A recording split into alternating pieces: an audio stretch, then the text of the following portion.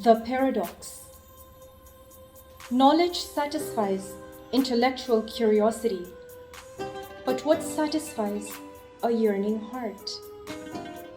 Logic operates within the confines of the mind, but what of intuition, which violates all laws of logic?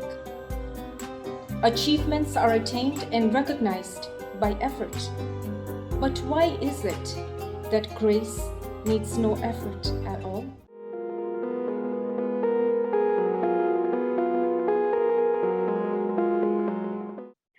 Ladies and gentlemen, boys and girls, welcome to my show Artistry. My name is Diptii Shah, and today I have the most beautiful Miss Anisha Gilani, author of not one, but two beautiful, beautiful books. This is the first book, right? Sacred. Look at the pretty, pretty book. It's so beautiful, Anisha. I must compliment you on this. And this is her second book, which has just come out, Sacred Projections. That's Congratulations, right. Anisha, on this beautiful piece of work. Thank you. Thank you, Diptii. Thank you. So, Anisha, tell us something about yourself first. So, come from many places around the world. I was born in East Africa, Tanzania. All right. Spent the first, almost 10 years of my childhood with my grandparents. Mm-hmm. And then we immigrated to Canada. And that was a really big shift for two reasons. First, because I got an opportunity to live with my parents, and that was just soul fulfilling. And then, I started growing up and developing in North America, where, the approach to education was different. The lifestyle in the 80s was very different. Fitting in to a new community and to a new culture was also very challenging. So a lot of growth, a painful growth at times, but growth indeed. And after that point, settled down with family, got educated, settled down with family, and moved to Hong Kong. All right. So when you say that you started living with your parents, whom were you living with earlier? Yeah, so I was with my grandparents. All right. And so the education system, was not easily available. And my parents had to make the decision of sort of sending me away so that I grew up being educated.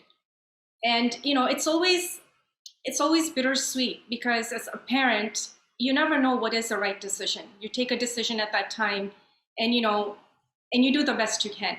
Of course. As a child, you do your best until you do better, Exactly. And I think, when they were able to, they took me in and we moved to another country. And, and it was amazing because I was a little older, I was a little wiser, and I appreciated the company that we normally take for granted.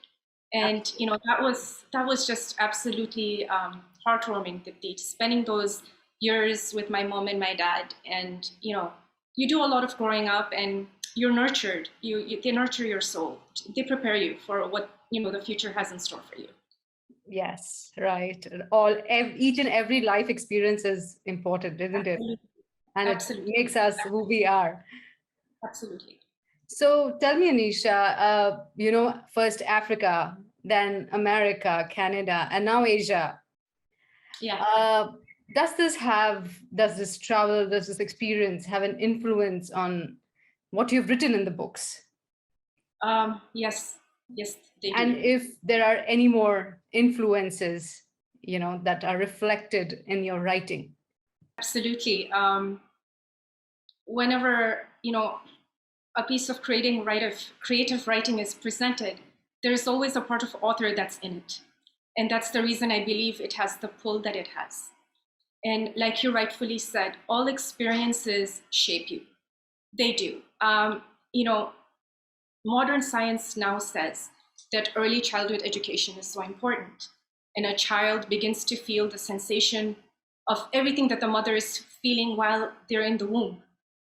And the first 7 years basically set the foundation for who that child will be for the next whatever years of his or her life. So the first 10 years when I was with my grandparents, I was nurtured in a very different way. They were very loving, but discipline was implemented and implemented strongly. Standards for excellence for people who come from the Far East, whether it's India, Pakistan, or East Africa, especially if you are in the community that you are, excellence is an expectation. It is not a choice. So at a very young age, I was set to achieve extremely high standards, and there were no compromises around that. When I moved in with my parents, there was a lot of liberty. So there were no such pressures that you had to sort of fulfill, and I think that is dependent upon the parents you have. So my dad and my mom were very laid back, but what I did understand was as they were adjusting to a new culture, especially with the onset of racism and trying to fit in, I realized how difficult it was for somebody who was not educated from North America to adjust as an immigrant in North America. There were a lot of prejudices that they had to fight. There were a lot of, they're very well educated, but still, communicating in the language that was needed was difficult. It wasn't easy to fit in. So for me, education became a way to bridge that gap. And as I started schooling, one of the very shocking things that had happened to me, I remember as a child, was the teacher said, so Anisha, what do you think about this? And it was a lesson in history. And I didn't even know how to respond, because the traditional education system tells you what to think. You are to memorize and put the historical events by dates, in sync on a piece of paper. And that history teacher turns around and she says, why do you think people, did what they did? What are your thoughts on it? And I got stumped. I said, my opinion matters? Why? Totally. I totally understand, because in our education system, I'm sorry to say, we were never taught to think why.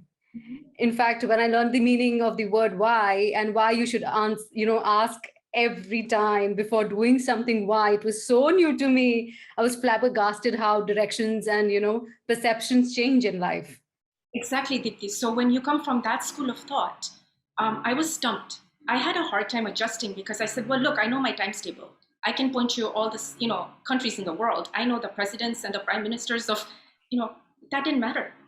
And this process of inquiring, this approach to inquiry-based learning, is what the North American education system empowered all of us with.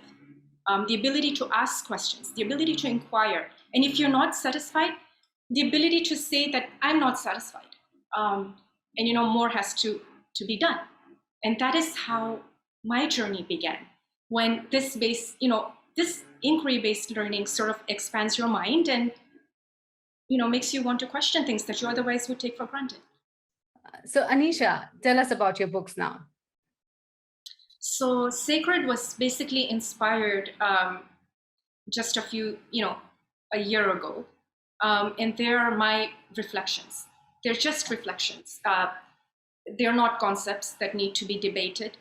They're just reflections that I've done within myself, primarily. That's all they are. And they're put in a poetic form with the hopes that it's just fluid. It doesn't get stuck. They can be debatable if you want, but that wasn't the idea. The idea was to open a doorway within and reflect on certain concepts. There are certain life events that happen to all of us. All of us have had disappointments. All of us have had to face death indirectly or directly in one shape, way, form, or another.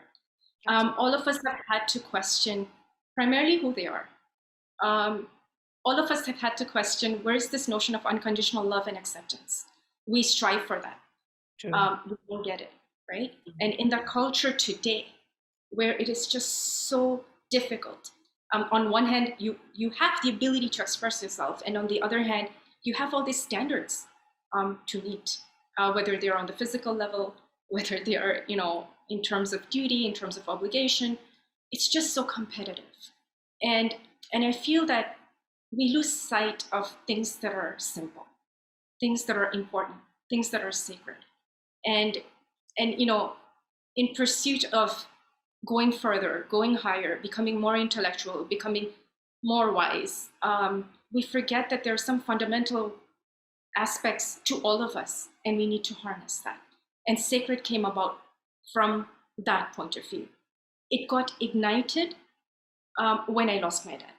I lost my dad to cancer about 8 years ago. It was a very, very difficult journey, primarily because my dad was a great guy, as is everyone else's dad. And you know, daughters and fathers they have a they're always special. Right? They're always special. And I'll take a liberty of just cashing in on that. You know, I loved him and he as he did dearly, you know, to me. And so we grew very close.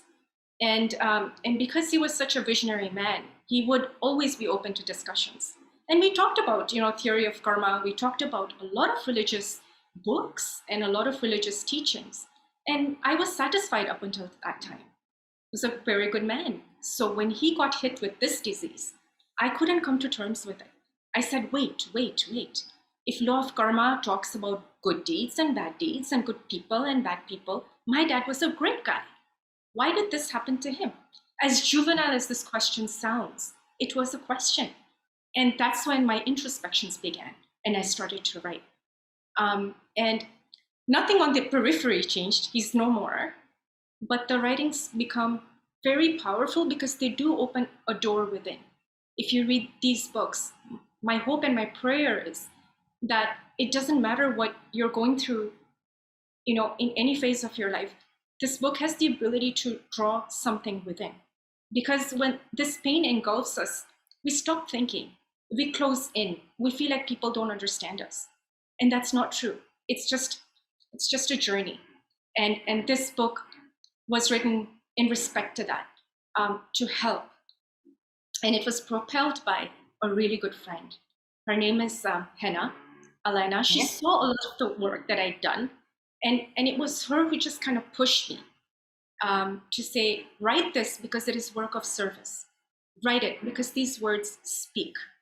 Write because they speak. And I think at that point in time, I took a few steps back and I said, let me put this on paper. What's the worst that's going to happen? People are not going to understand it. But I would have done my little bit. And that's the reason why these books have been put forward. Lovely. You've shared some profound insight into why you have written this book. And you've shared something very personal, because death, loss, relationships, I mean, we all go through this, right? And we have different ways of dealing with it. Some become quiet, some become just, you know, stoic, they become very cold to life. But I do agree that pain and suffering opens some very beautiful, you know, deep doors inside us and a world which we are probably not even aware that exists within us. Absolutely, Diptii. Right. Now, before this, you said that the world today, or probably forever, was a very exacting place. It is a very exacting place. There are standards of how you should look, how you should talk, how you should sit on a table. There are etiquette classes, makeup classes, this, that. In a world like this, which you've seen, you've been all around, right? You've seen, you open up your personal life. You write about a genre which is called spirituality. When we talk about spirituality, religion, automatically judgment, you know, is the first thing that comes to mind. Yeah. It is something very personal which we do not want to talk about. Because, you know, we are not comfortable other people talking about how we do a particular mantra or a jap or which guru I believe in or from which religion do I come, what do I believe. I mean, was it a difficult journey? Was this challenging? Oh, very much, Diptii, very much. I have to tell you, I'm not used to doing these interviews. I'm a very closed person. I'm extremely introverted. Right. And you are absolutely right. One of the biggest challenges that I've had to face in the creation of this book is putting yourself out there.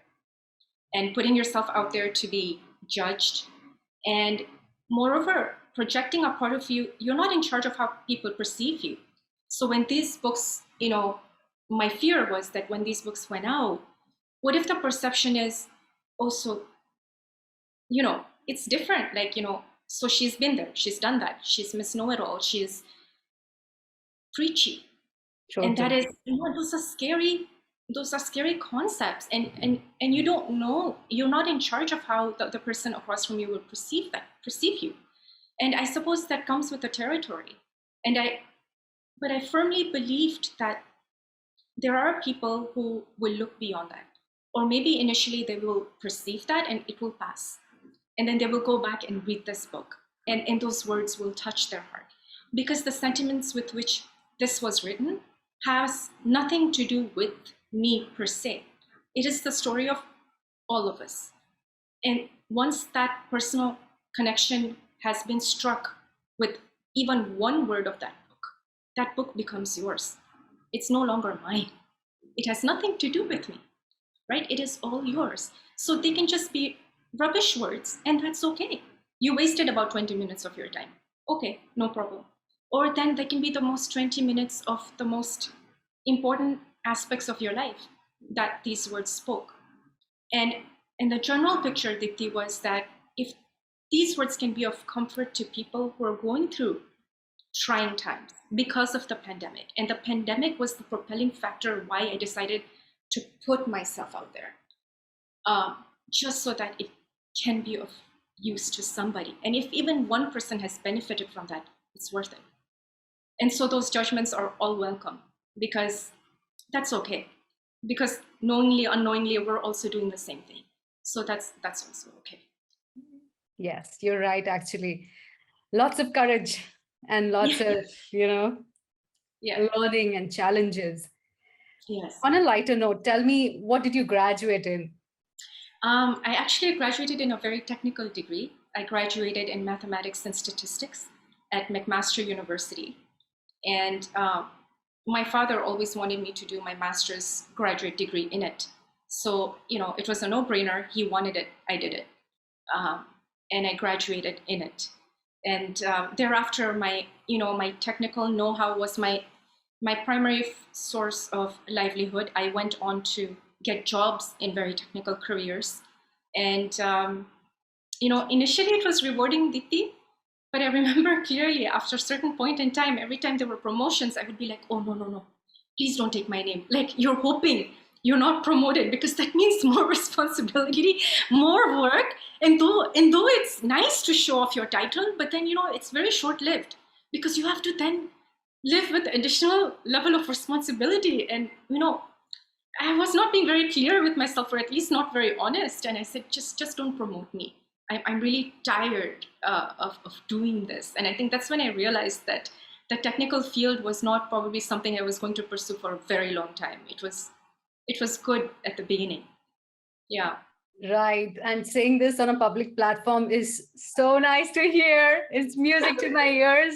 And believe my daughters this episode, because here I am telling them, you have to have a vision. I'm playing the same role. But yeah, it's the truth. It's a very hard. Yeah. Don't you think we are like too late in life? I mean, so many years just pass by for us to realize simple things. Simple things, like, and you've got these people across from you who've taken life, in a stride, and don't have a plan. And, being also so logical myself and organized, I don't like unknowns. But then I really do envy, in a good way, those people who say, I'll go with the flow. I know that I'll come to find out what I want to do in time. And then the decisions they take basically, are from their heart, and they're enjoying it. And, I never knew that. I just said, first technical skills, get me a job, get me a livelihood. And primarily because of our conditionings too, Diptii. Our parents never had it easy. My parents never had it easy. Income was always the problem, right? So it wouldn't be that way. My psychology would not be any other way other than the way it was. But for my kids, on the other hand, they do have the opportunity to take 10 steps back and say, we're going to do what we enjoy, because we're going to do this for the rest of our lives. So yeah. It's a fair. I think our decision making was primarily from a point of fear, whether we fear our parents, whether they fear our future. It's all fear-based thinking, while today's generation, probably the next, for the good, they probably work from the happiness point of view, the pleasure point of view, the passion point of view. And that is so promising, isn't it? I mean, whatever time we wasted, we wasted. Let's not call waste, let's call it experience. But yes.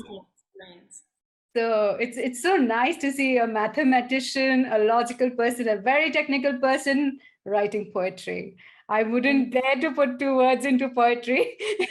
Neither would I. Actually, poetry was not my strong suit at all.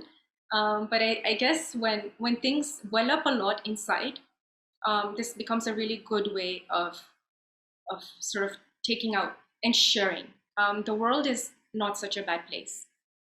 They are really good people, powered by really good energies, and they're willing to listen.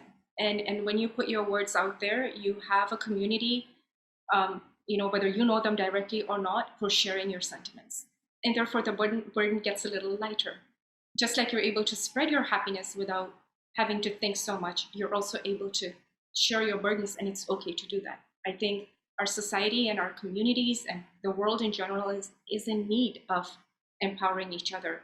And unless we show our vulnerabilities to them, maybe this paradigm of I'm always strong, I don't need anybody, this very artificial paradigm can be sort of put aside, and the genuineness can come forward. And I think it's important.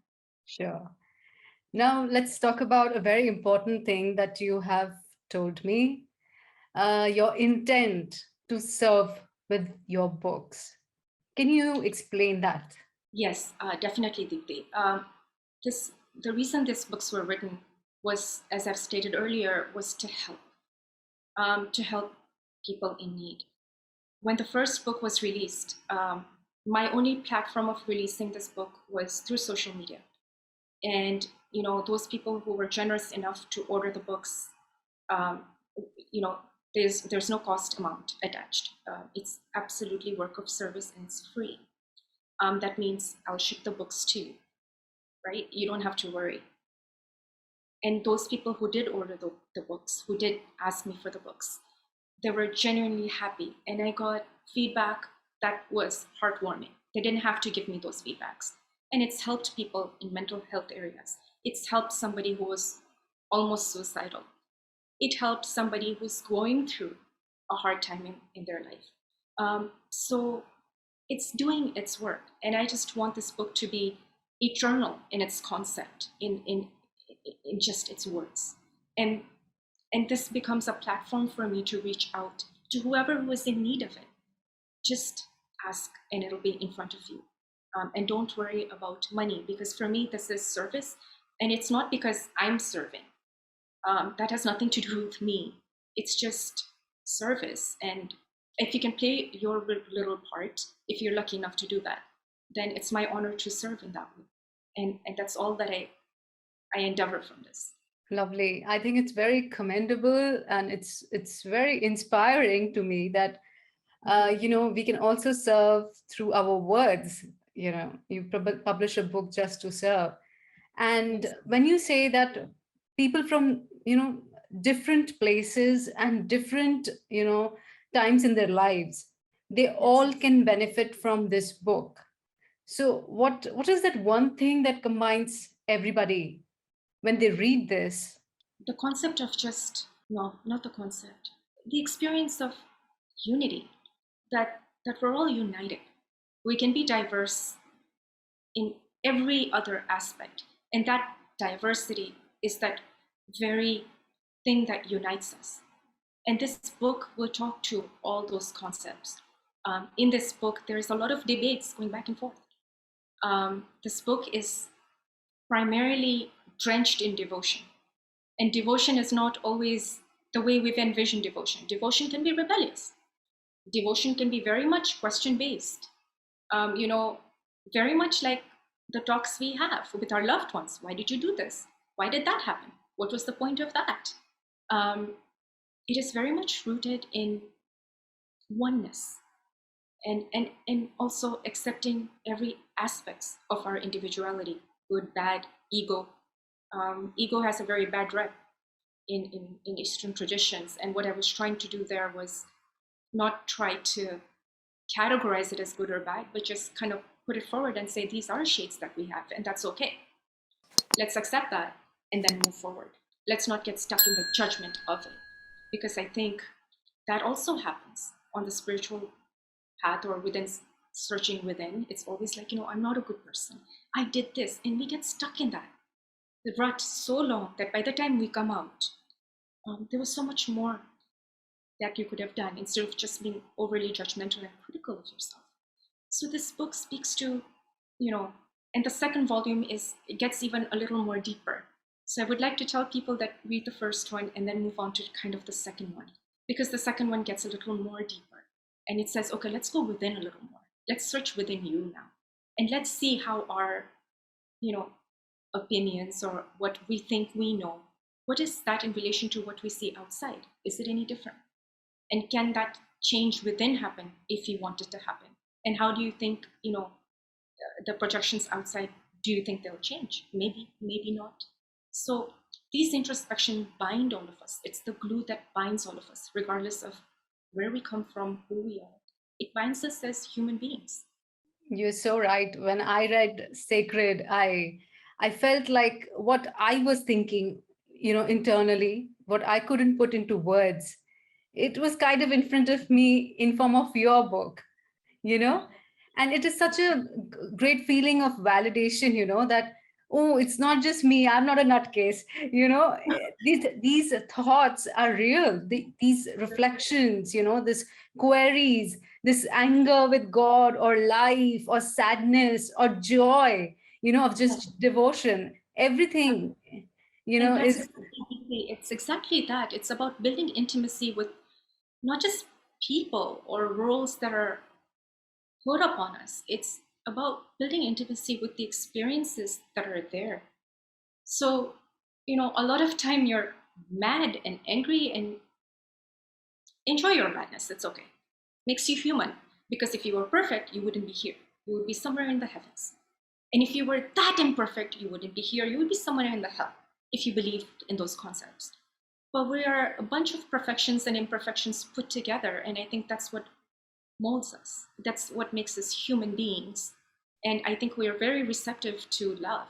And I think we forget that. And we look for that in books. And that's what I meant by sacred in the first poem, is you look for love in books. And, just because someone is talking about love, it's very different from experiencing it. And there are people who have said, well, we've never experienced love, but we have. It just comes in different forms. And until we begin to build intimacy with our disappointments and what we call our happiness or our sadness, love will be a concept that we will be always looking for in some book. So true. Very, very wise words. And on the last notes, I would just like to show your beautiful illustrations. Thank you. Oh my God. I mean, every page. That's one of my favorite ones. Yeah. I mean, how many hours did you spend at this? A lot, Diptii, a lot. And the reason for that is because, sometimes words, I had a person who had spoken to me and he said, look, I have Asperger's syndrome. Yeah. Right. And it takes me a while before the words sink in and combine together. But your pictures provided that doorway for me. And when I saw that picture, I automatically knew what these words were going to be about. So it becomes their story the moment you see that photo. And that's the reason why I spent so much time on it, is because when I saw it, I said, oh, yeah, there it is. And every time I see these pictures, there's just that. You need not look at the words. You don't even have to, because you will see that picture and that picture will speak to you. And so that was just meditation for me, picking those pictures and to know that these illustrations can be done and they are possible and they speak to your words. I think I was blessed that way. I think the universe just allowed me to present it that way. Yes, it is always the wish of the universe that, and you're just a medium. You just create. Only a medium. That's it. Right. Anisha, thank you so much for talking to me. On the parting words, can you let our listeners know where can they order this book? Sure. The books are available on my website, anishagilani.com. And you can also reach me on my Facebook and my Insta accounts at Anisha Gilani. They can also be downloaded for free on my website. so you can have a soft copy of it. And you can also email me if you want a hard copy of the books. I'm very old school. I like to have the book in my hand because I just feel like, when you feel something, it's real. When you read something, maybe, but then you forget about it. And this is something I hope is always with you. It's like a little pocket book. You can keep it on your desk. And yeah, so feel free to reach out and I'll be more than happy to send the book to you. Thank you so much. So, ladies and gentlemen, boys and girls, thank you for listening to Miss Anisha Gilani and for tolerating me a little bit. And I will leave the details from where you can order your personal copy of The Sacred or The Sacred Projections. I would suggest order them both from Miss Anisha because they're beautiful books. They have a lot of wisdom in them and they look very pretty in your library. Believe me. Thank you so much, guys. See you next time around. Thank you, Anisha. Thank you, Diptii. Thank you so much. Thank you for watching this video. I really appreciate your time.